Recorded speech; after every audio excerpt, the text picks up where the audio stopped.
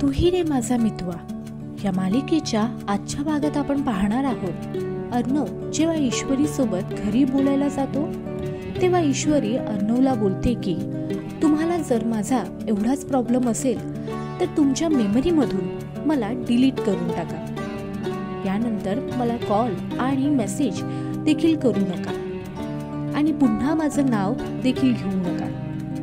तेव्हा अर्णव बोलतो ठीक आहे, मी तुला माझ्या मेमरीमधून डिलीट केले आहे। त्यानंतर ईश्वरी जेव्हा जॉब इंटरव्ह्यूसाठी जात असते तेव्हा तिला अर्णवचा कॉल येतो।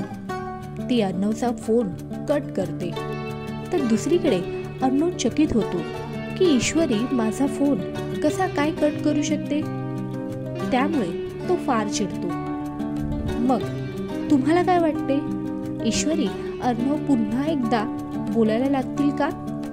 आम्हाला कमेंटमध्ये सांगा। तसेच तू ही रे माझा मितवा ही मालिका तुम्हाला आवडते का? या मालिकेतील अर्णव ईश्वरीची जोडी तुम्हाला कशी वाटते आम्हाला कमेंटमध्ये सांगा।